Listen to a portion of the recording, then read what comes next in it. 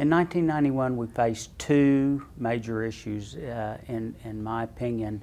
The first was the RTC, Resolution Trust Corporation, because of the failure of all the savings and loans. And so they owned over $9 billion worth of real estate at that time, largest owner in the United States. And so we had to work with them on disposing of the property and not destroying the real estate market. The second issue that we faced was the fact that the state had a budget deficit of over $4 billion, and they were looking at ways to raise that money.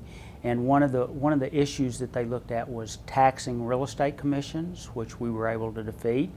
And we did end up with a tax on broker's license only of $200 a year, but we're able to prevent the licensees from having a renewal fee on their license, which really saved, over the long run, about $20 million in fees from our licensees.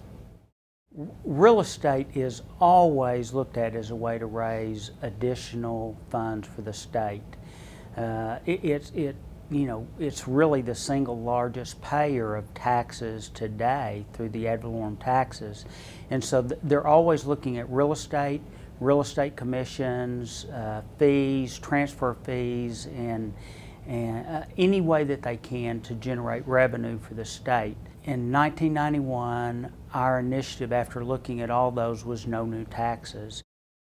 Our effectiveness is it shouldn't be a surprise, but it always surprises me how well we do because our attitude. We are very, very efficient in what we do.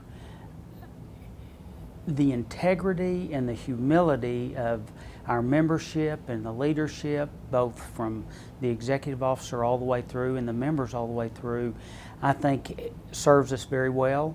And Benny McMahon became the executive officer in 1991. And I think it's a reflection of his attitude.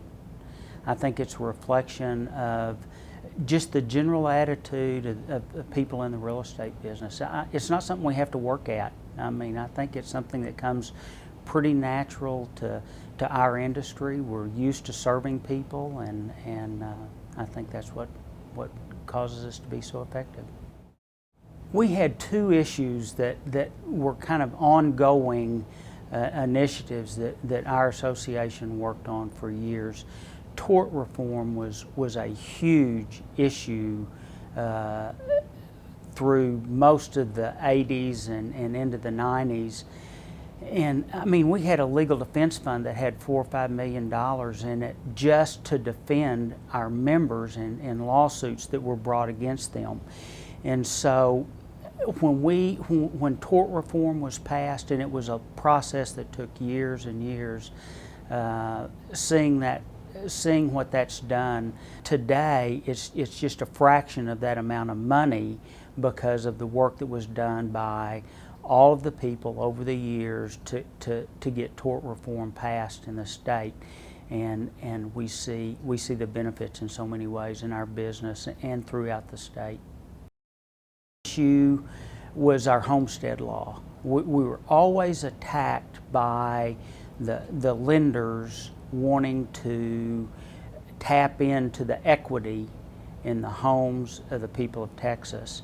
And our association took a position that was not in the best interest of the state, of the homeowners, and so we fought very hard to keep that from happening. We feel like there needs to be equity in a home, and so for somebody to go loan more money than the equity and take money out and not plan for when the market goes down, we thought that was wrong. And so we fought the home equity laws and what the lenders were trying to do, and were very successful.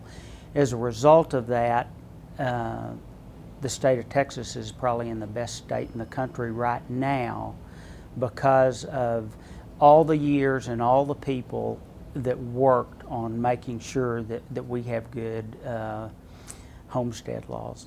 So, and very rewarding to see what that's been.